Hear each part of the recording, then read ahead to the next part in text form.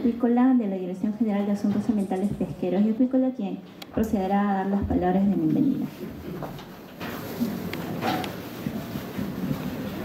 Muy buenos días con todos ustedes.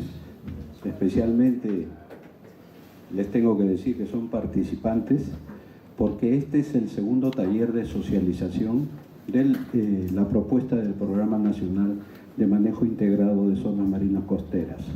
En principio reciban el cordial saludo del Viceministro de Pesca y Acuicultura, el señor Héctor Soldi. También los saludos de la doctora Rosa Zavala Correa, quien en estos momentos se encuentra, digamos, en una convocatoria de último momento, ¿no? Pero quiere dejarles también puesto de manifiesto su saludo cordial y la bienvenida a este, como repito, segundo taller de socialización. Desde hace un tiempo atrás venimos nosotros desarrollando esta propuesta en forma articulada con el Ministerio del Ambiente para desarrollar acciones en beneficio de la comunidad pesquera artesanal. Y dentro de ellos se contó con la propuesta inicial en forma coordinada con el Banco Interamericano de Desarrollo, quien nos brindó sus aportes a fin de reducir la vulnerabilidad de los ambientes costeros, de los recursos pesqueros, también en zonas de comunidades del litoral peruano. En ese sentido, el trabajo ha venido siendo articulado con el MINAN, con el objeto de propender a darle un trabajo diversificado a las comunidades pesqueras artesanales y reducir los impactos de la vulnerabilidad ante el cambio climático. Es así que ya contamos con la presencia del consultor, el señor Barragán, también del ingeniero Erasmo Otárola, director general de Ordenamiento Territorial del MINAN, quien en forma, como repito, coordinada con ellos hemos venido efectuando este trabajo. El mismo va a contar con la participación de ustedes. Les agradecería que haya intervenciones, porque este segundo taller de socialización propende justamente a la participación plena de todos nosotros y que se pueda volcar en un documento final de la propuesta, ¿no?, de manejo integral de zonas marino-costeras en el Perú, y también con énfasis en el cambio climático, y también del Programa Nacional de Manejo Integral de Zonas Marino-Costeras, que está a través de una consultoría siendo brindada también por el señor Barragán. Agradecer también el aporte del BID y como también del programa A Comer Pescado, comunidad ejecutora. La bienvenida cordial, como repito, del Ministerio de la Producción a todos y cada uno de ustedes, y dejo con las palabras de inauguración al ingeniero Otárola del MINAN. Gracias. Buenas tardes. Muy buenos días. Un saludo también de la ministra Elsa Galarza y del viceministro Fernando León. Hemos venido aquí básicamente para validar este programa y también la política.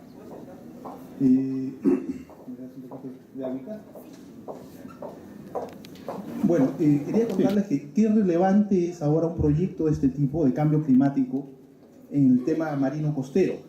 Nosotros venimos trabajando ahorita una cuenca piloto como ordenamiento territorial para manejar precisamente una cuenca costera de manera articulada, viendo el tema de pesquerías en la parte baja y viendo también el tema de manejo de cuencas, ¿no? En este trabajo que venimos haciendo, que lo venimos haciendo con drones, es interesante porque hemos podido con el dron ver una resolución de 3 centímetros. Lo interesante de ver eso es que estamos midiendo los impactos del cambio climático, porque este es un efecto del cambio climático marino-costero, y poder medir a detalle cuáles son los costos que ha implicado justamente el impacto y medirlo versus los procesos de adaptación al cambio climático. La adaptación al cambio climático implica varios procesos. Uno de ellos es inversión en capital natural, que es lo que estamos haciendo ahorita. O sea, es decir, cómo hacemos la reforestación y la restauración de los ecosistemas. En el caso de la parte marino-costera, es básicamente el tema de restauración de las lomas que se presentaba en esta zona, y también invertir en lo que le llamamos la infraestructura gris, ¿no? Los disipadores de energía, para que cuando se venga un huaico, este huaico no venga con tanta fuerza y destruya, digamos, los ecosistemas abajo y destruya también las inversiones económicas en la parte baja. Precisamente nosotros con este estudio lo que queremos es validar cómo hacer la adaptación al cambio climático en varias de estas cuencas, estas pequeñas cuencas que se están dando, que son básicamente quebradas que se activan en estos eventos extremos. Y eso también, ¿cuál es el efecto que existe sobre las poblaciones que están más abajo, en la costa, ¿no? Va a ser interesante esta información porque nos va a permitir luego hacer un proceso de adaptación y diseminación de información de cómo hacer el proceso de reconstrucción a lo largo de la costa. En el caso específico de este programa, de este proyecto, nosotros venimos trabajando de manera articulada con Produce, y cabe resaltar el trabajo que viene siendo el consultor de trabajarlo con todos los sectores involucrados, porque precisamente el tema marino o costero involucra y de por sí es multisectorial. Si no logramos esa multisectorialidad, finalmente no vamos a lograr que se haga lo que llamamos un manejo integrado de la zona marino-costera. No le vamos a llamar manejo integrado si precisamente no logramos tener esa articulación con los sectores y con los diversos niveles de gobierno, ¿no? Desde el gobierno nacional, que por ejemplo ahora en este proceso de reconstrucción va a tener un papel preponderante, con los gobiernos regionales, que en algunos casos, por ejemplo en Piura en algún momento dijeron, oye, ya se nos fue de las manos el proceso cuando hubo toda esta emergencia, pero que necesitan ser empoderados en el proceso para que justamente en otros procesos de este tipo sepan actuar y sepan actuar a tiempo, y con los gobiernos locales, que felizmente en esta época son los que ahorita están invirtiendo más, ¿no? Se ha reconocido ahorita que los gobiernos locales son los que están invirtiendo más en estos procesos de reconstrucción y de emergencias. Entonces, como parte de esta consultoría, el doctor Barragán va a hacer una consulta detallada del proceso, lo ha hecho ya y yo espero que salga de aquí un resultado bastante interesante que nos permita luego aplicarla, ¿no? En el Ministerio del Ambiente se está construyendo ahorita una estrategia de cómo va a intervenir el Ministerio del Ambiente en las zonas marino-costeras y que va a justamente utilizar como insumo este programa y esta política marino-costera como base para de aquí al 2021 tener entregables concretos. Es decir, zonas piloto, al menos en las 10 regiones que están en la costa, que estén implementando planes de manejo integrado. Y si no logramos eso, diremos, oye, no hemos cumplido con las metas que nos estamos proponiendo desde el Ministerio. Muy bien, muchísimas gracias. Continuamos entonces con el programa. Tenemos el consultor, doctor Juan Manuel Barragán Muñoz, consultor individual del proyecto Produce BIC, quien hará la presentación de la propuesta de la Política Nacional de Manejo Integrado de la Zona Marina Costera. Buenos días a todos. Gracias por estar aquí hoy. A la mayoría ya os conozco. No creo que haya rencor por vuestra parte, ¿no? Por todo lo que he insistido durante estos meses. Yo lo he pasado muy bien, no sé si se me nota que me gusta lo que hago y a veces pues necesito que vosotros me digáis qué opináis sobre las cosas que a mí se me ocurren, ¿no? De hecho, yo creo que el proyecto que tenemos ahora, lo comentaba antes con algunos amigos, es absolutamente innovador, porque si os ponéis a pensar, a ver si vos encontráis, y a mí me encantaría que encontrarais uno nada más, una política pública que esté marcada en las zonas costeras a través de gestión por ecosistemas, pero que además incorpore indicadores, un sistema de indicadores. Es decir, creo que nos hemos metido en un terreno realmente complejo, ¿de acuerdo? Pero yo creo que es una oportunidad, la de pensar todos juntos a ver cómo hacemos y cómo llevamos adelante esta idea. La otra vez se me olvidó, porque como tengo la cabeza, aunque la veáis encima de los hombros, no es verdad, yo la llevo siempre debajo de los brazos, en el bolsillo, se me olvidó, y a mí me gusta agradecer a la gente que me ayuda, ¿no?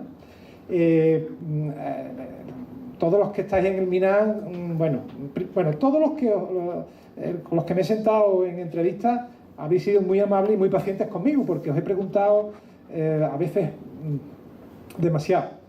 Pero yo creo que ya tenemos un insumo. Ahora después os enseñaré cuáles son esos resultados, ¿no? Pero después hay gente con la que he estado codo con codo y bueno, además de José Luis, Nena, yo quiero darle las gracias a Óscar Lazo, ¿no? Óscar Lazo, bueno, hemos tenido una relación que yo creo que va más allá del trabajo, pues porque me estoy acordando de tu convalecencia de una operación de cirugía. Eso se lo dedicaste al programa y a la política, porque yo estaba 4 horas al teléfono todos los días con Óscar, viendo qué nos gustaba, qué no nos gustaba, qué había que cambiar, es decir, trabajar, ¿de acuerdo? Es decir, ese entusiasmo que él tiene, que es el mismo que yo tengo, cuando dos entusiasmados nos encontramos, hay un problema familiar o hay un problema en otro sitio, pero el trabajo sale adelante. Óscar, yo te doy las gracias pues por tu entrega. A mí me gustan los funcionarios que trabajan, la verdad, me gusta y mucho, ¿no? Así que gracias. Gracias a todos, por supuesto, insisto, por esa paciencia, por esos aportes. A veces un problema mío porque yo todavía, creo que es la 8ª o 9ª vez que vengo a Perú, yo todavía no me he peruanizado del todo, sobre todo en el lenguaje. Es decir, Óscar es el que me estaba enseñando, oye, mira, aquí no se utiliza la palabra acción, actuación, aquí es acción. Y resulta que en planificación, en el español de España, bueno, para evitar ese tipo de cosas, porque yo soy el que me tengo que adaptar, si sigo cometiendo errores, por favor, ser indulgente, por supuesto que me lo podéis decir, que intentaré corregir. Bien, yo mandé el 3 de abril el siguiente material.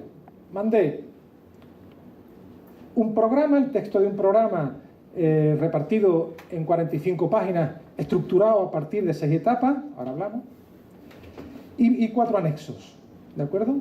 El anexo primero era qué productos deberíamos de esperar de un proceso de gestión costera interpretado como política pública e interpretado en su carácter cíclico, ¿de acuerdo? Un anexo en el que aparecían una serie de actividades y proyectos para dotar de contenido a los planes de acción. Ahora después hablaremos, no os preocupéis. Un anexo 3 donde tendremos que hablar de indicadores. En la vez anterior me preguntabais, los de la Dirección General de Política, me preguntaban, oye, los indicadores, claro que lo tenía en la cabeza, pero si os digo la verdad, para ser honesto, y veréis después la complejidad de los indicadores, no es tan fácil. Ciclos de políticas públicas, gestión por ecosistema y un sistema de indicadores, ya lo veréis. Echarle un vistazo a lo último que hay. UNESCO ha puesto encima de la mesa un modelo y veréis la dificultad que tiene de cara a incrustarlo en un ciclo de política pública, ¿vale? Bueno, iremos hablando de todo eso poco a poco, no os preocupéis.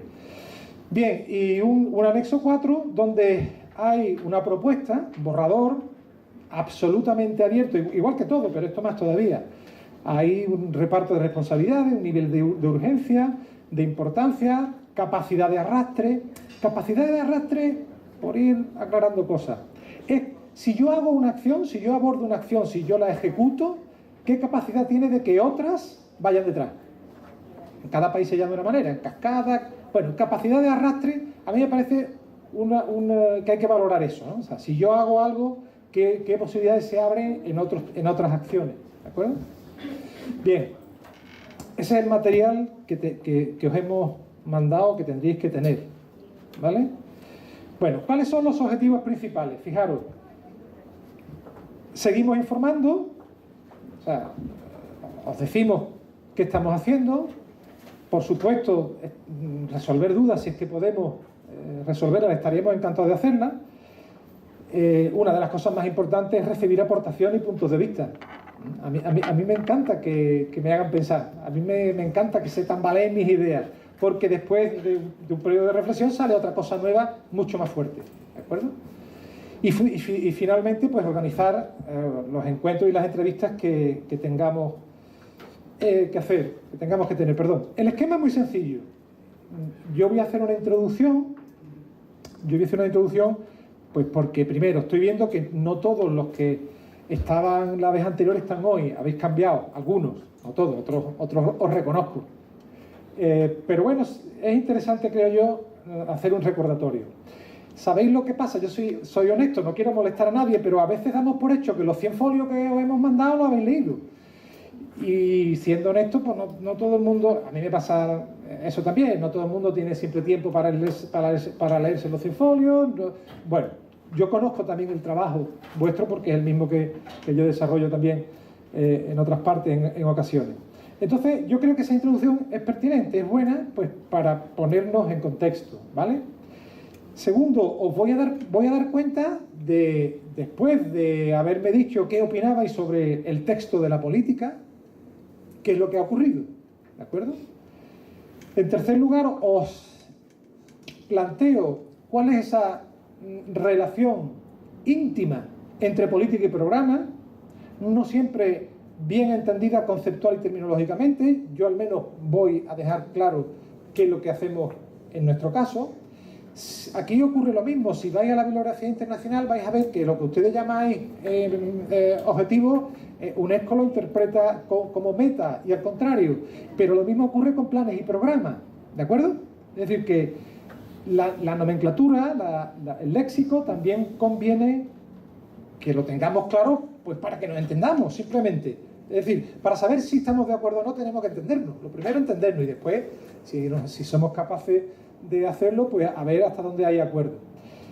En cuarto lugar, yo voy a plantear la política y el programa como proceso, ¿vale?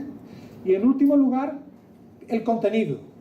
¿Por qué el proceso antes que el contenido? Fijaros, porque el contenido es lo convencional, no solo en Perú, en muchos sitios.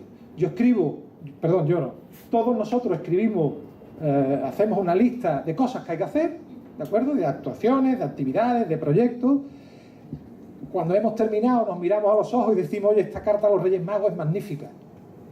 Pero en la mayor parte de las ocasiones no es porque pidamos en ocasiones cosas que sabemos que es difícil de conseguir, sino porque se nos ha olvidado lo principal, que eso obedece, está inserto, incrustado literalmente en un proceso de política pública.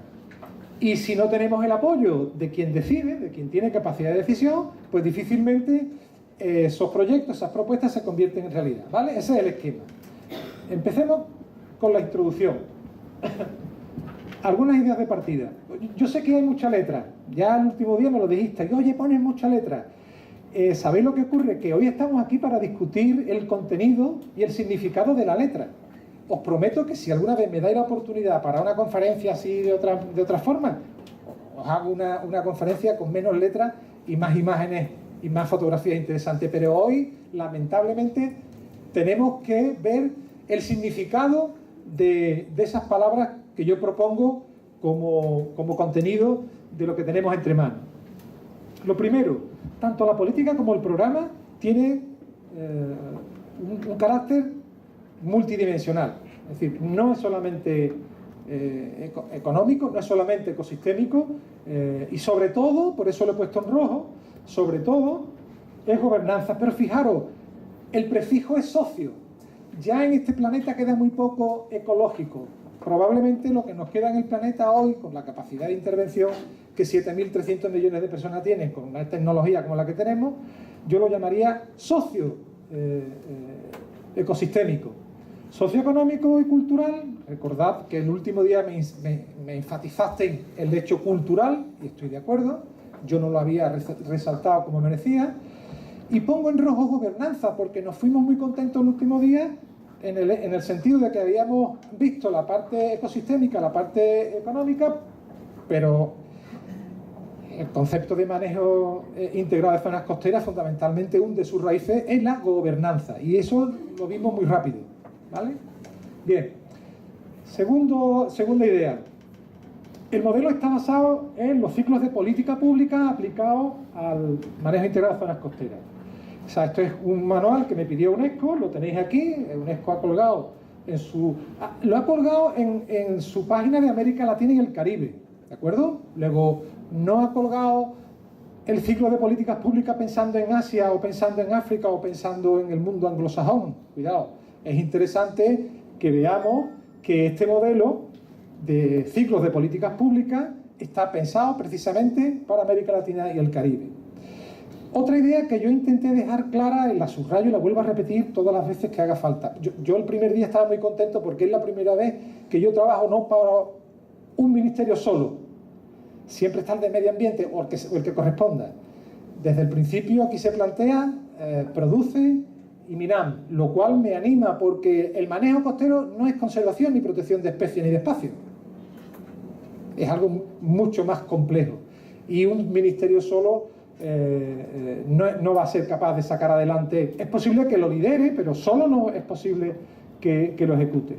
Entonces, yo lo que os planteaba a vosotros el último día era que un programa de manejo costero, una política, tiene que ser corporativa. ¿De quién? Del Estado peruano. ¿De acuerdo? Es decir, es una idea, un proyecto corporativo. ¿Quién ejecuta? Lo ha dicho Erasmo antes, las tres escalas de gobierno. Prácticamente todos los sectores, o la mayoría de los sectores de la administración pública están presentes, y por supuesto más vale que vayamos empezando a pensar que la sociedad civil se tiene que incorporar, y el mundo de la empresa ni os cuento. ¿De acuerdo? Son algunas ideas para empezar. Bien, ¿cómo interpreta el modelo antes que hablaba de UNESCO 2014 el ciclo de política pública aplicado al manejo integral de zonas costeras? Mira, primero lo plantea con una fórmula cíclica, ¿de acuerdo? Cada uno de estos ciclos, dependiendo de los países, hay países que duran 12 años, 14, 15, hay países que van por la cuarta o quinta generación en su ciclo de manejo costero, hay otros, estoy pensando en Brasil, que va por la segunda o tercera. Bueno, cada país tiene una duración y un grado de éxito en su ciclo de política pública. Pero esto que está pensado para el manejo costero, si vosotros abstraéis esa idea y la pasáis a la educación pública, a la sanidad pública, a la seguridad ciudadana, vale. O sea, no nos estamos inventando absolutamente nada. Luego, ¿cuál era el problema hasta ahora? Porque el problema es muy sencillo de identificar, pero no tanto de solucionar. Veréis, ¿cómo es posible que después de que más de 100 estados en el mundo se hayan gastado miles de millones de dólares o millones de euros en manejo integrado de zonas costeras, ¿cómo es posible que no haya avance? O por lo menos, perdón, que no haya el avance que esperaría una inversión y una energía introducida en un sistema de esa categoría. Sospecho que puede ser lo que os voy a contar ahora. Fijaros, en la etapa 1, agenda y compromiso político, todos nosotros, los técnicos para empezar, dijimos, y esto es un ciclo de política pública. Y ahí se nos olvidó ya el resto. Es decir, seguíamos trabajando en clave técnica. ¿De acuerdo? Pero fijaros que he puesto dos tipos de flecha, una más oscura y una más clara. ¿Por qué? Pues porque nosotros los técnicos, aunque sepamos mucho, aunque pertenezcamos al universo racional, al técnico científico, no decidimos, no tenemos legitimidad, afortunadamente en mi caso por lo menos, no tenemos legitimidad para mandar, para tener autoridad, ¿de acuerdo? No tenemos poder.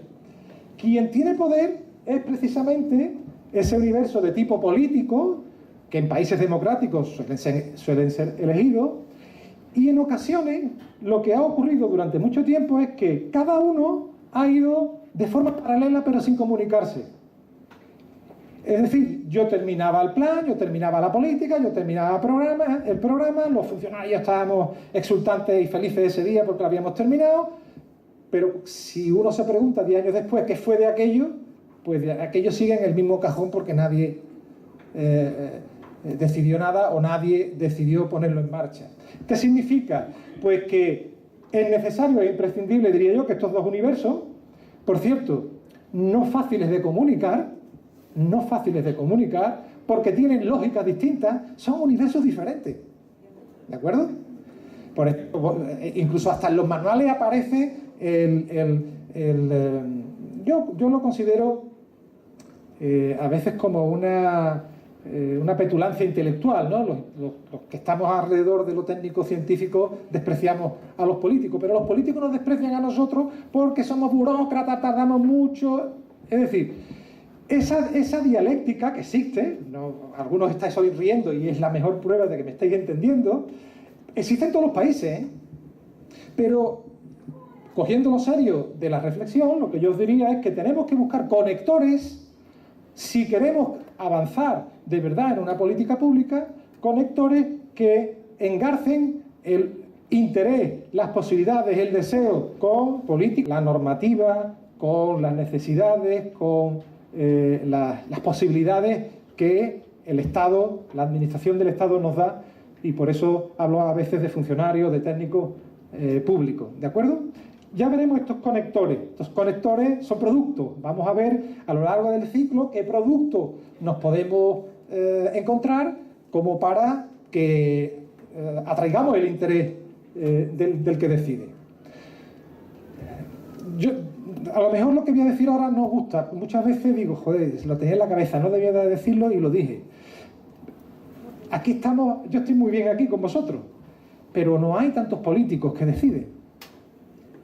A mí me encantaría que esta reflexión saliera de aquí. Es decir, todo lo que estamos haciendo, debería de buscar una canalización política. ¿Para qué? Para que vayamos al mismo compás, vayamos conectados con quien toma legítimamente las decisiones. Fijaros cómo subrayo la palabra, legítimamente las decisiones. Pues nosotros tendremos conocimiento y ciencia, pero nada de legitimidad. Somos un funcionario que aplica... Bien. Luego, ese es el esquema con el que surgen las 6 etapas. La primera la tenéis aquí, agenda y compromiso político. La segunda, preparación. La tercera, planificación. Una de las cosas que me aplaudió UNESCO cuando vio la propuesta que le hice, me dice, Juan Manuel, ¿sabes que el hecho de que la 2 nadie la ponga es lo que explica los fracasos? Es decir, cuando tú quieres preparar un proyecto de este tipo, os voy a poner un ejemplo. Tú tienes que buscar un buen equipo, ¿sí o no? Tú tienes que buscar un equipo de trabajo. ¿Alguien que es capaz de ir a la guerra sin que sus soldados estén bien preparados? La va a perder. O un equipo de fútbol. ¿Os imagináis que nadie entrene entre semanas y vamos a una final? Es decir, esta preparación, amigos míos, desapareció. Yo creo que eso es una arrogancia intelectual por nuestra parte sin precedentes, y es precisamente lo que explica también grandes fracasos en los procesos de planificación-gestión. Fijaros, planificación-gestión significa que la planificación per se no es nada si no está pensada para llevarla a la acción, ¿vale? Luego tú tienes una preparación, hay que organizar todo lo que queramos hacer. A continuación planificamos, ya entraremos en detalle.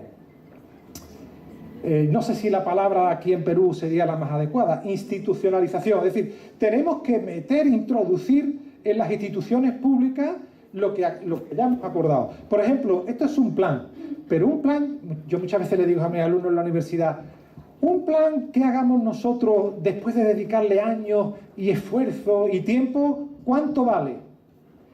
Y todo el mundo me dice, oh, mucho, porque si le dedicamos mucho esfuerzo, no vale nada. ¿Por qué no vale nada? Porque si no están las instituciones, no vale nada. Luego, hay que dar un paso más. Tú tienes un buen plan y tú tienes que pasarlo, introducirlo en una institución pública y convertirlo en un acuerdo político-administrativo de actuación. Eso ya no es un plan, amigo mío. Un plan se llamaba, cuando tú aquí lo tenías esbozándose, ya después si queréis vemos las tareas que también os las he puesto ahí. Tú institucionalizas lo que quieras, tienes que organizar también dentro del Estado esas tareas, tienes que hacerle a la ejecución el correspondiente seguimiento, porque tienes que evaluar y mejorar, y eso implica indicadores.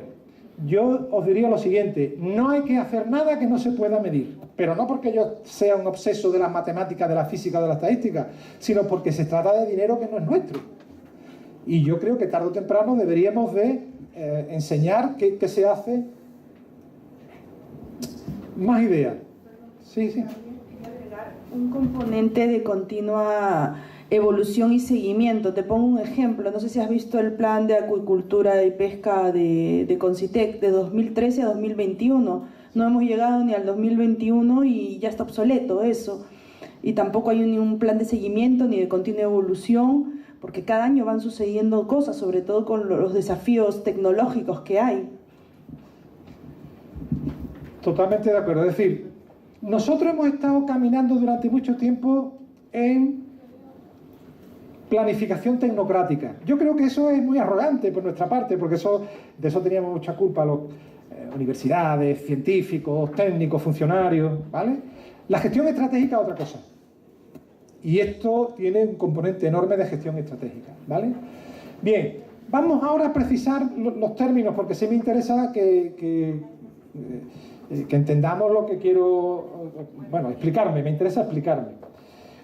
Vamos a ver, el otro día vimos cómo una política pública, nosotros podríamos formularla como propuesta en 20 o 30 folios.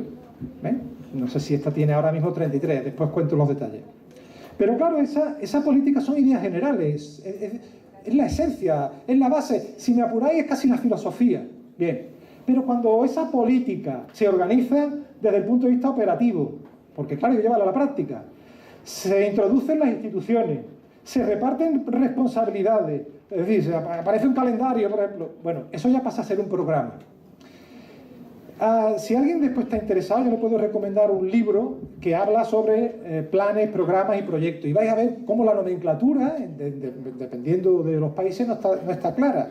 Por eso yo prefiero desde el principio decir, oye, mira, la política para mí es lo que deciden los políticos. Lo que hacen o no hacen, cuidado, lo que hacen o no. Porque también se hace política no haciendo algo. Bien, pero una vez que tú pones encima de la mesa lo que tú quieres hacer, el detalle... El partido político o el político no te lo va... No hace falta, además, para eso estamos los técnicos, para eso estamos los funcionarios, ¿vale? Luego, fijaros, ya hay una primera diferencia. El programa concreta, el programa organiza, el programa permite avanzar, permite hacer operativas esas ideas, etc. Otra idea de lo que tenemos entre manos. Estamos ahora mismo en la fase final. Ahora os enseño un cronograma. Estamos en la fase final. Y necesitamos avanzar sobre los consensos que ya se han ido construyendo a lo largo de estos últimos meses, ¿no? Por otra parte, quiero dejaros claro lo siguiente. Lo que hagamos aquí, lo que sea que hagamos, no puede ser un producto terminado, porque en realidad lo que estamos haciendo son insumos para. Es decir, deberíamos definir un producto lo mejor posible para que tuviera las menos aristas posibles, y los que tienen que ejecutar, primero aprobar y ser convencidos o persuadidos por esa política, pues la pongan en marcha, ¿de acuerdo? Pero no puede estar absolutamente detallado. Eso además iría en contra de una gestión adaptativa. O sea, si tú lo quieres precisar absolutamente todo, terminarás prisionero de los detalles, ¿no? Y quizás no sea en esta etapa del proceso, en esta etapa procesal, lo que más nos interese. Porque se trata, lo que el BID nos pide son insumos, bases para, ¿de acuerdo? Para una política y un programa. ¿Qué es lo que a mí me gustaría? Yo creo que compartiríais conmigo el deseo. Yo creo que lo que es deseable es que las autoridades políticas administrativas utilicen el resultado de lo que aquí tenemos entre manos para aprobar la política y el Programa Nacional de Manejo Integrado de Zonas Costeras. Si eso es así, tal como lo he comentado, nosotros aportamos unas bases y los que toman las decisiones miran, lo leen y dicen esta parte sí, esta parte no me convence. Bueno, en cualquier caso aprovechan unos instrumentos que han tenido debate, que han tenido orden, que han tenido sosiego para ser enunciados, ¿de acuerdo? Como instrumento. En el fondo, una política y un programa es un instrumento, no darle más vueltas. Importante en el ámbito público de actuación, pero un instrumento al fin y al cabo. Otra cosa importante, todo esto son reflexiones que recogí de la última vez que algunos habéis visto que son preguntas que me hicisteis la otra vez, me hicisteis pensar. Por ejemplo, yo os decía, lo que aquí tenemos que hacer debe ser una referencia. Tiene que ser algo flexible, adaptable a las circunstancias. Bueno, lo que tú comentabas antes. Es decir, 6 meses después, 2 meses después de que nosotros terminemos esto, a lo mejor las circunstancias de Perú han cambiado. ¿Sabéis qué ha cambiado de Perú de la última vez que yo estuve aquí ahora mismo? Todos los desastres que hemos estado viendo por la televisión, porque yo también lo veo desde España. Pues eso es lo que a mí me ha hecho pensar dónde está el urbanismo, dónde está el modelo de ordenación del territorio, claro que me ha hecho pensar. Me ha hecho pensar si lo he recogido suficientemente. Bueno, esa es la realidad. Bien. Otra pregunta que me hiciste, yo no sé si era, me parece que fuiste tú. La zona marino-costera no es una jurisdicción nueva. No vamos a crear un Perú dentro de Perú. Perú costero dentro de Perú país. No.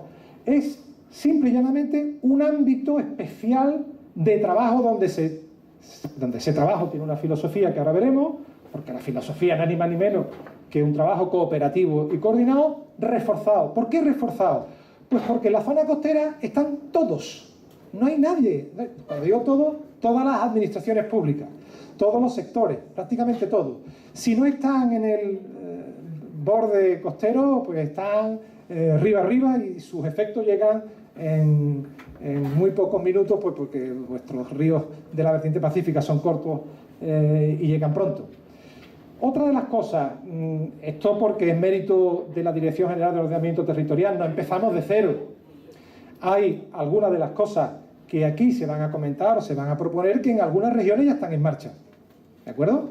Entonces, es justo reconocer que ese esfuerzo que hay ya aquí en Perú, en algunas regiones, pues se integre en un proceso más general. Y hay una idea de que pongo ahí actores públicos y pongo autoridades políticas versus técnicos funcionarios. Bueno, ya sabéis lo que quiero decir. Yo soy una persona felicísima de estar entre vosotros, porque yo soy un funcionario también del Estado, pero allí y aquí, cuando trabajo en estos temas, o en cualquier otro país, echo de menos a autoridades que tengan lo que yo no tengo, capacidad de decidir. Eso es la gran diferencia. Pero claro, nosotros tenemos que persuadir que nuestro trabajo es un trabajo que merece la pena, por el que merece la pena apostar. Os cuento dónde estamos, para los que no vinisteis el otro día. Este es el cronograma general de los trabajos, fase 1, fase 2, fase 3, fase 4. Nosotros estamos ya en la fase 4. La fase 1 se encargó de organizar las tareas en el tiempo. La fase 2 fundamentalmente trabajó en un diagnóstico. Ya en la fase 3 empezamos a trabajar, febrero, con políticas y una aproximación al programa, y ahora nosotros creo que tenemos que entregar, además allí hay autoridades administrativas que pueden corroborar lo que digo, tenemos que entregar al final de este mes, ¿de acuerdo? O sea que tenemos que procurar enriquecer lo que tenéis en esos 100 folios ahora mismo para que lo que se construya sea algo en el que todos hayamos participado hasta donde hemos tenido problemas, que lo tenéis en la segunda columna. Insisto, son manifestaciones. A mí me encantaría que atacáramos, que abordáramos las raíces de los problemas. Y ahora yo lo pongo con el bienestar humano. Miro qué relación tienen estos problemas con la seguridad, con la salud, con los bienes materiales para una vida digna, bueno, y me da, lo he ordenado, esto es cualitativo, lo he hecho yo, me puedo equivocar y seguro. Hicimos un ejercicio en hilo, también, fue interesante ver cómo la pérdida de servicio ecosistémico también ellos lo valoraban, eran capaces de valorarlo. Pero aunque sea cualitativo, lo que sí está claro, o por lo menos yo lo tengo claro, es que el modelo evolutivo de los últimos 50-60 años se dirige hacia la pérdida de una buena base natural para que perduren los servicios, las características de bienestar humano ligados a la producción de bienes materiales para una vida digna. Por supuesto que la seguridad y la salud están también entre esos aspectos que hay que contemplar, ¿no? Bien, esa es la introducción que yo quería haceros, ¿de acuerdo? Ahí en esas aguas hemos estado navegando. Hemos hecho un diagnóstico de tipo socioecológico y hemos hecho un diagnóstico a través del decálogo de un modelo de gestión, ¿de acuerdo? Recordar el modelo de gestión, el decálogo, se analizaron las políticas públicas, las instituciones, la normativa, los recursos, la participación pública, ¿de acuerdo? ¿Recordáis el decálogo? Pues ese decálogo nos sirve ahora para plantear lo que queramos hacer en términos de gobernanza. Bien, bueno, ¿cuál es la propuesta? Y aquí sí quisiera detenerme un poquito.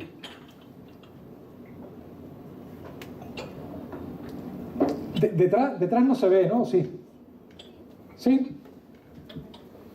Bueno, yo voy a leer algo, si hace falta, para que todo el mundo lo entienda, porque hay algunas diapositivas que las he hecho en estos últimos días porque me parecen clave para entender el esquema. Mira, aquí tenemos una política nacional. La política nacional son propósitos generales, son ideas que están destinadas a enfrentar problemas. Punto. ¿De acuerdo? En nuestro caso, como son zonas marino-costeras, pues por eso...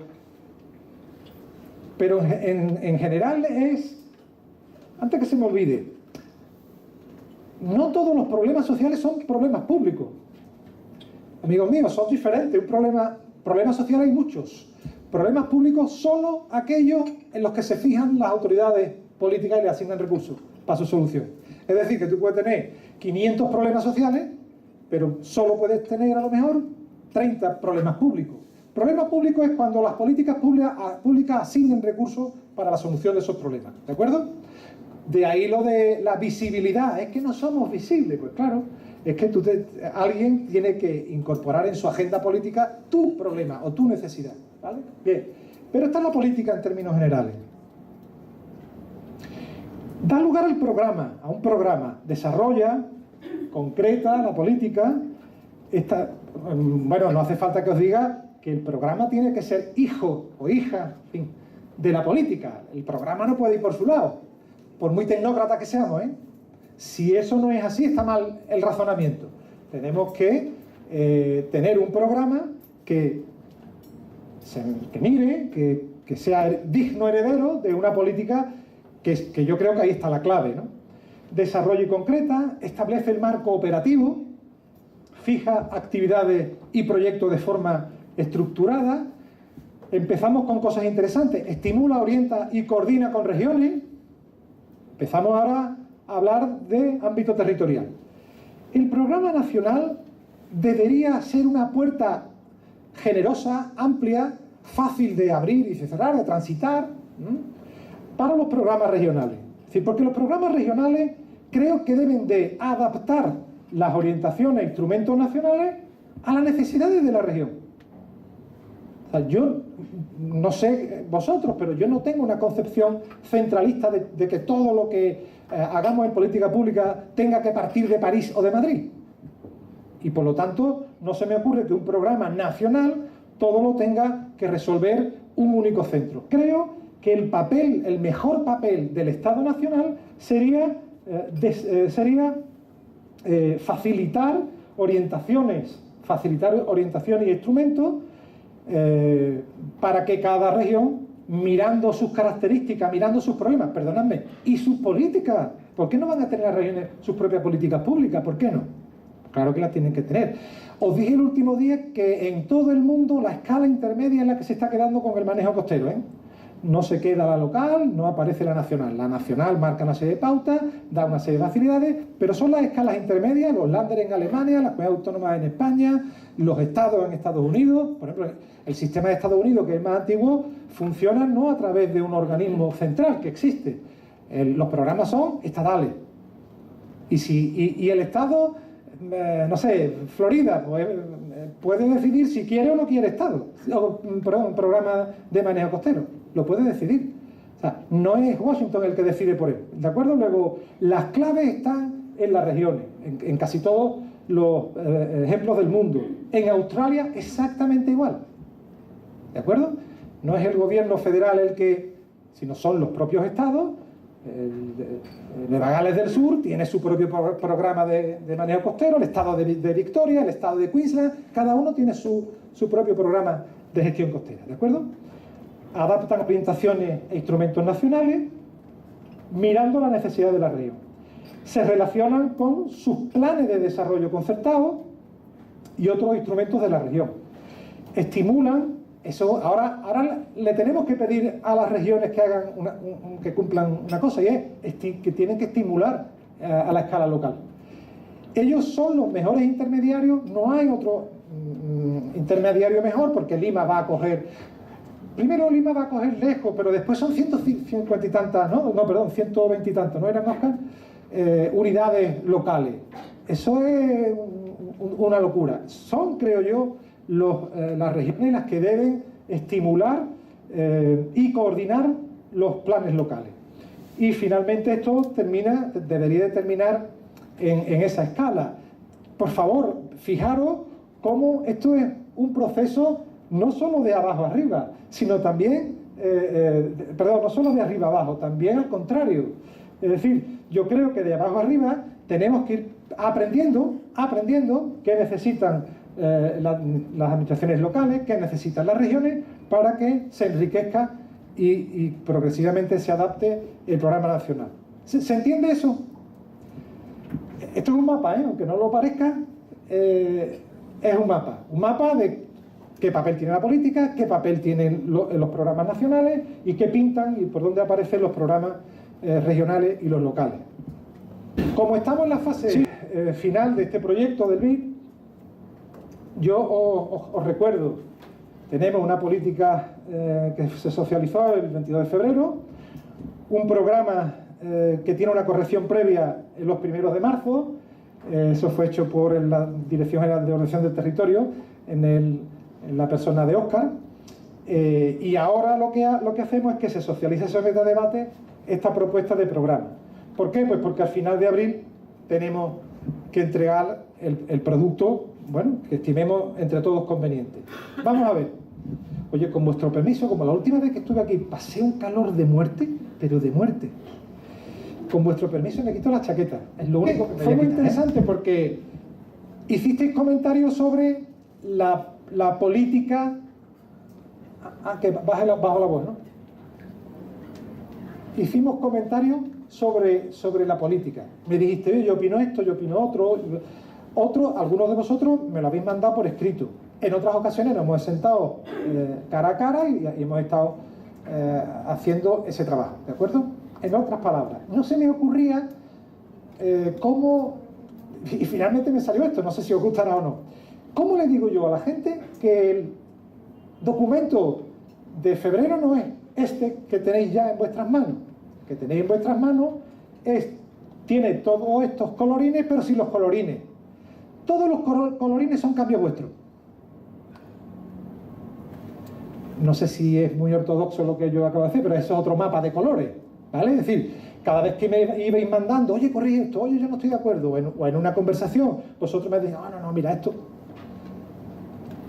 El 90% está ahí, el 10% no, porque, oye, cuando yo tengo clara alguna cosa, verá, sería un error por mi parte, pues seguir para adelante. Yo creo, y este es la conclusión, ¿no?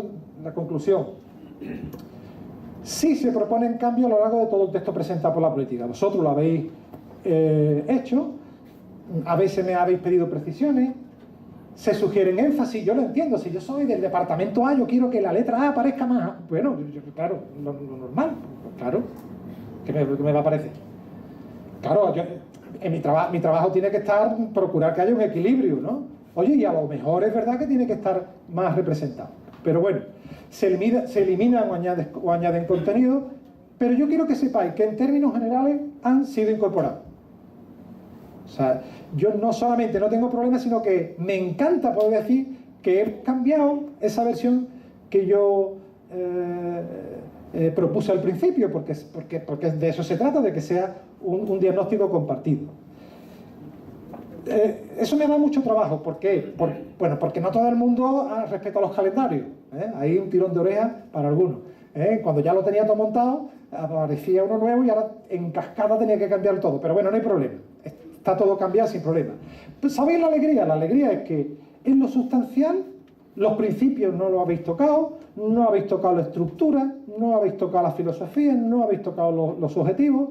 Yo estoy contento, porque eso a mí es lo que me parece que es lo importante de una política. De una política, me vais a perdonar, lo importante son los principios, los objetivos, la estructura y la filosofía.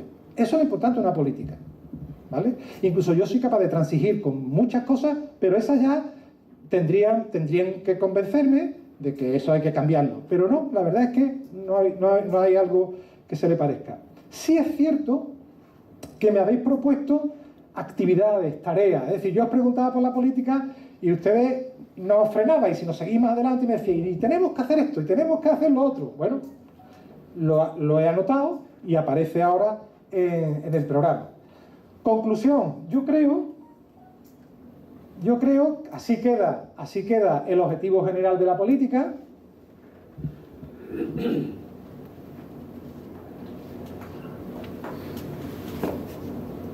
Los objetivos. Veréis, solamente con uno de vosotros estuve hablando sobre la estructura. Oye, la estructura no sé si la veis. Ecosistema, socioeconomía y gobernanza. Podría parecer que yo estoy un poco obsesionado con eso. Yo tengo cartas marcadas. Es decir, cuando ustedes veis, por ejemplo, los indicadores de UNESCO están mirando gobernanza, ecosistema y socioeconomía. Pero no es eso lo más determinante. Lo determinante es que tiene sentido. Lo que pasa es que no podemos perder de vista lo fundamental de este ejercicio. Lo fundamental de este ejercicio, si me apuráis, no es tanto decidir qué vamos a hacer y sí cómo lo vamos a hacer. Esa es la gobernanza. ¿O vosotros no creéis que todas estas ideas que discutiremos y de las que hablaremos no se os van a ocurrir a vosotros? Pues claro, la clave está en cómo nos organizamos para que esas ideas pasen del mundo de las ideas, del mundo de los cajones de madera, en determinados ministerios, al mundo de la realidad, al mundo de la acción, ¿vale?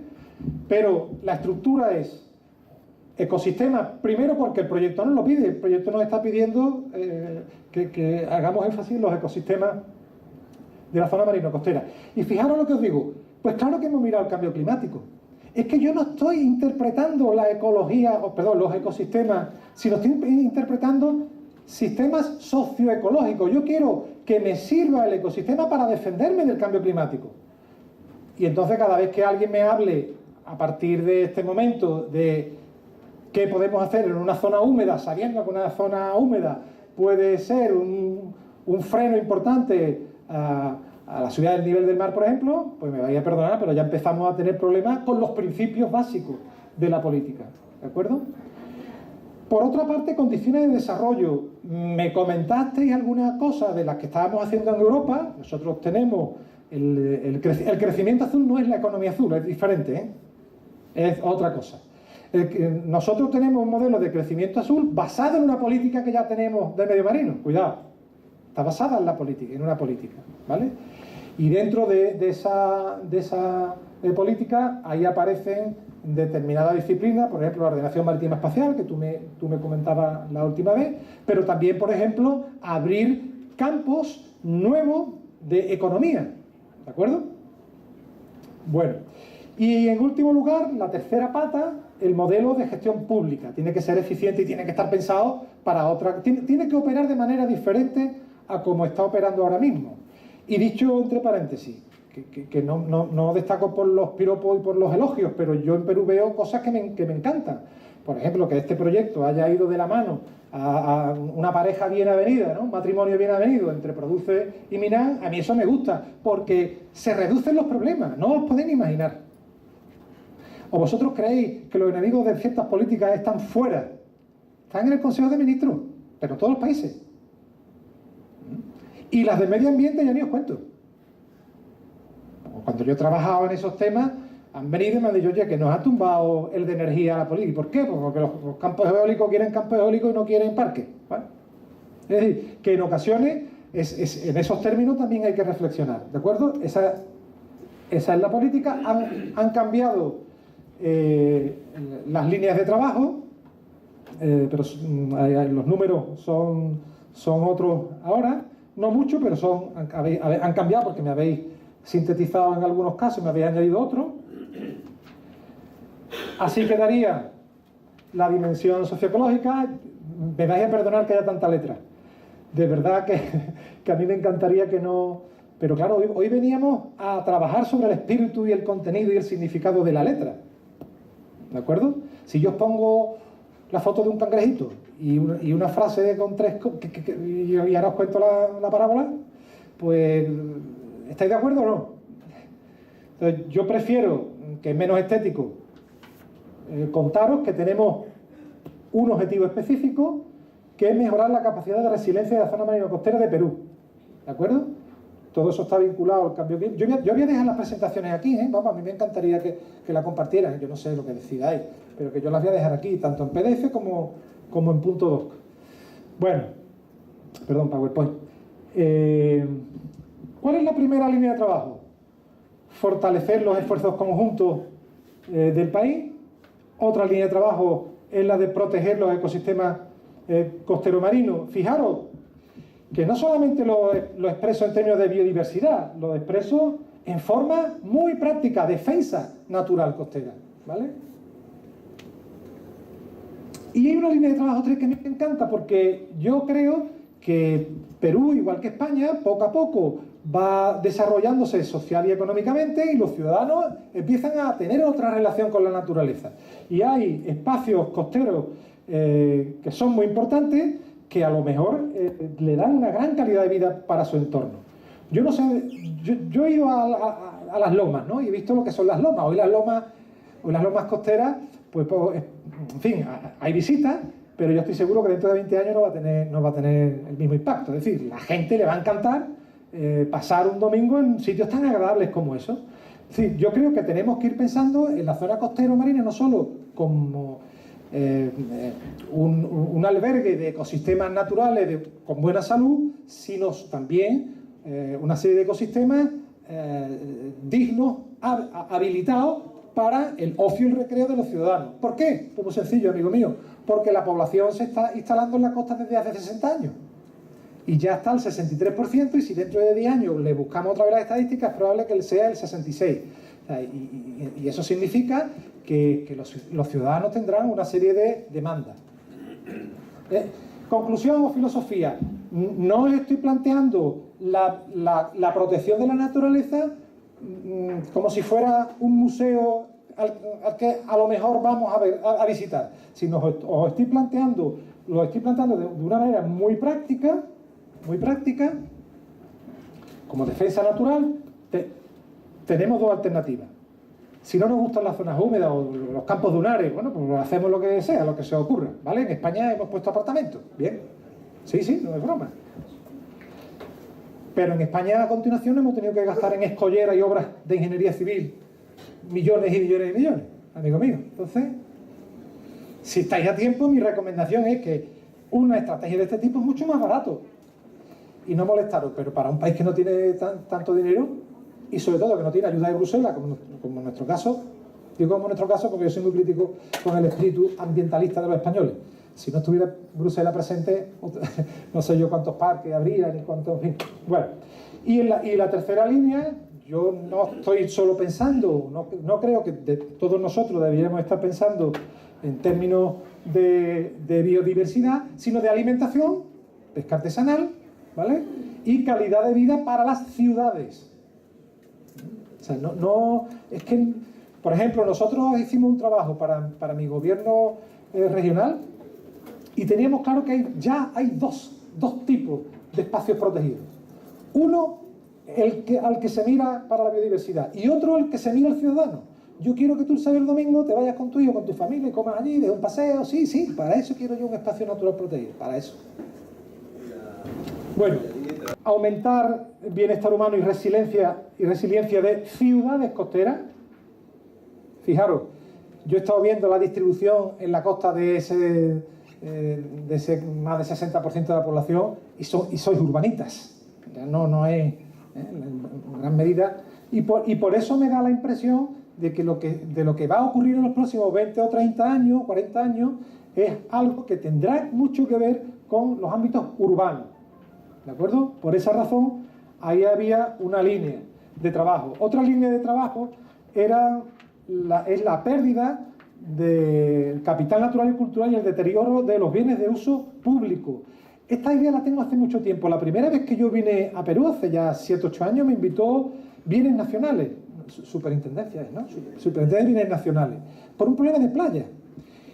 Y estuve varios días en un evento internacional y me interesó. Yo le preguntaba, oye, ¿qué pasa con vuestras playas? Me hablaban de ocupaciones, pero bueno, yo creo que una de las primeras cosas que en algún momento deberíamos de tener es, digo en Perú, una línea que separe lo que es público de lo que es privado. Desde el punto de vista jurídico-administrativo, no solamente a la DICAPI le va a venir bien para aplicar ciertas normas, es que le va a venir bien pues cuando haya una ocupación de facto, de hecho, puede ser de facto pero no de iure, en algún momento la puede recuperar. Es decir, que yo creo que la delimitación, el deslinde de lo que es público de todos los peruanos, de lo que es privado, yo creo que eso nos sobra en la zona costera. Sí. Efectivamente, ¿no? La información y el conocimiento. Yo tengo claro, mi universidad, por ejemplo, apoya no solamente a mi país en los temas costero-marinos, sino a otros países. Sí, nosotros trabajamos en muchos sitios. Pero es que yo creo que en Perú tenéis que hacer lo mismo. Y los chilenos y los argentinos o sea, no. Por ejemplo, yo he criticado mucho en otros países que Brasil tenga una experiencia impresionante en manejo costero con todos sus fracasos, pero y no se la cuente a sus vecinos. Y tengamos que venir los europeos a contarles la nuestra, que no tiene nada que ver, por ejemplo, con el modelo jurídico-administrativo. ¿De acuerdo? Yo creo que el papel de las universidades y de los centros de investigación tiene que ser mucho más relevante de lo que es ahora. Línea 9, quizás vale la pena precisar que son instituciones tanto públicos y privadas y también la sociedad civil que mencionaba, ¿no? Que pueda justamente participar de esos mecanismos de gobernanza, de comunicación, de coordinación, ¿no? Quizás vale la pena precisar. Nosotros tenemos, y veo, programas muy buenos. No sé si aquí hay alguien de educación ambiental. Yo os pasé el CostWatch, que lo llevamos desarrollando muchos años en España, interesantísimo, porque es una mezcla entre investigación social y educación ambiental. Un día en Europa, fijaros, el mismo día en Europa, todos los institutos de Europa van a la costa y los colegios se reparten 100 metros de la costa. Y en esos 100 metros empezamos a preguntarle cosas, empezamos a medir el pH del agua, empezamos a ver si hay basura, de qué características morfológicas en la costa. Bueno, y toda esa información se junta todos los años. Lleva ese programa más de 30 años. Es una preciosidad. Bueno, mira, vale baratísimo. A los maestros les da la alegría del día, porque lo sacáis de la rutina. A los chavales, imaginaros, ¿no? Las criaturas que están todo el día en un aula, y hoy vamos a ir fuera, a la playa. Y lo único que... En fin, bueno, yo creo que hay programas e ideas que son muy buenas. Yo le mandé a los de educación ambiental la web nuestra, porque nuestra universidad se había hecho cargo durante algunos años del programa y me parece interesante. Bueno, yo creo que ahí se acaba lo de la política. Se trata, como preguntaba él, de que la política nacional de manejo de zonas costeras le diga o le dé a ellos que se encargan o que son responsables parcialmente del cambio climático, del plan o de lo que tienen que hacer. Es al contrario, ellos se tienen que sentir tan cómodos y tan apoyados en el manejo costero que ellos son los que hacen propuestas y encuentran en ese foro respuestas. Esa es la diferencia, porque han encontrado un ámbito de trabajo diferente. Antes tenían que ir a buscar, a pescar, no sé si aquí es igual que en otros países, hay que ir a pescar cambio climático, ven para acá que te voy a hablar, ven para acá que te voy a hablar, ven para acá. Hago cambio climático con todo el mundo, no sé si esto ocurre aquí en Perú o no, todo el mundo va a vosotros a pediros ayuda y a colaborar y a mostraros su deseo de colaborar, Yo creo que no, que cada uno en su negocio demasiado tiene con llevarlo al día, pero cuando a ti te dan un espacio de encuentro donde el cambio climático, uno aporta estrategias de cambio climático, vosotros sois los responsables de la estrategia y del plan, ¿no? Si no estoy mal informado, que todavía no está aprobado, pero que está esbozado, eso es. Yo creo que esto no le debe de quitar la responsabilidad a ellos, pero ellos tienen un espacio añadido y tienen un plus de colaboración en un ámbito, al menos en la costa, para que el cambio climático en la costa... ¿Veis la diferencia? Es decir, el manejo costero, tanto como político como programa, no pretende sustituir, pretende reforzar aquellos lugares. Otra cosa es que ellos me digan, no, nosotros estamos tan bien que no nos hace falta que nos ayude nadie. Bueno, pues ya está. Pero creo que no, yo creo que cuando te reúnes con actores sociales o actores económicos, y si tienes un lugar de encuentro, es que los tienes allí. ¿Por qué no le hablas de eso? Oye, me hace falta, no sé, si os transmito bien la idea de lo que es el manejo costero a veces. No puede sustituir una función que tú tienes, porque si nosotros le damos a la Dirección General de Cambio Climático del MINAM los planes, los escenarios, ellos se aburren. Ellos, ¿no iban a aburrir ustedes o qué? Es broma, es broma. Es decir, no hay que sustituir, sino que ellos que trabajan con cambio climático, cuando necesiten de la colaboración de un modelo de trabajo más donde se refuerza la cooperación, encuentren ahí facilidades. Y están cómodos porque siguen haciendo su trabajo, nadie se lo va a quitar, todo lo contrario, van a encontrar apoyo. Y entre esa integralidad, los que más sufrimos los impactos del mal manejo integrado marino costero somos los que hacemos pesca y acuicultura. Y mire, en este capítulo de la gobernanza es importante, porque en el Perú tenemos leyes, decretos, resoluciones que todos apuntan a un manejo óptimo de los ecosistemas. Entonces, ¿qué hacemos cuando, por ejemplo, nosotros decimos, oye, me estás contaminando los productos de pesca y acuicultura con metales pesados? Viene con la riada. Oye, tengo en la zona infectada con coliformes, las aguas servidas que no se tratan. Oye, me estás poniendo sólidos suspendidos. Y entonces, pero cada actividad en este país, cada sector tiene la obligación de hacer un seguimiento y un monitoreo de los impactos que se generan en las actividades productivas de cada sector. Eso lo tenemos claro. Y entonces, nosotros como de producción, siempre en estos eventos de manejo integrado marino costero, hemos dicho, oye, esto está definido, los impactos están definidos. ¿Qué tiene que hacer el Estado a través de sus instituciones para que esto no se dé? Mi pregunta es, con esta política de manejo integrado marino costero, ¿harán los sectores lo que ahorita como sectores no lo están haciendo para tener la salud del ecosistema? Se lo va a poner más difícil para que sigan haciendo lo mismo. A eso vamos. Yo garantía no te puedo dar en absoluto, jamás te la daré. No tengo una fórmula mágica. 2 píldoras después de cada comida de manejo costero y verás como tu país... No, eso yo no te lo voy a decir en la vida.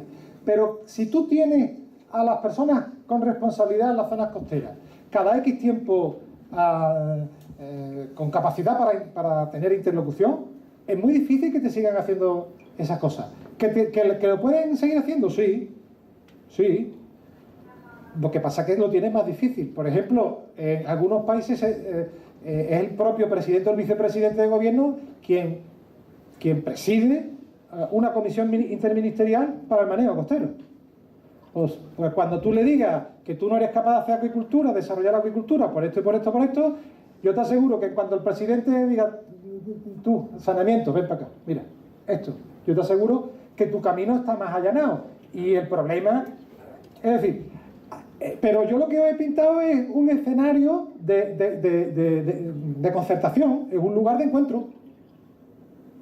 Mira, todos sabéis lo que tenéis que hacer. Tenéis, como digo yo, hiperinflación de políticas, de estrategias, de normas, de leyes, de decretos. O sea, si yo después de leerme todo lo que he leído, tendría que salir ahí fuera y ver un mundo feliz. Y no el mundo ni es feliz, y además el mundo es, igual que en España, un desastre. ¿Vale? Luego, algo está funcionando mal. Por ser honesto, oye, no voy a decir que lo estáis haciendo todo bien, porque es que no estáis haciendo todo bien, igual que en mi país tampoco. La segunda pregunta es, si con leyes, con normas y con unidades administrativas de fiscalización, de inspecciones, etcétera. Hay lo que veo, me vais a perdonar, pero hay que seguir en otro razonamiento, y es, no podemos seguir haciendo lo mismo, porque no está funcionando.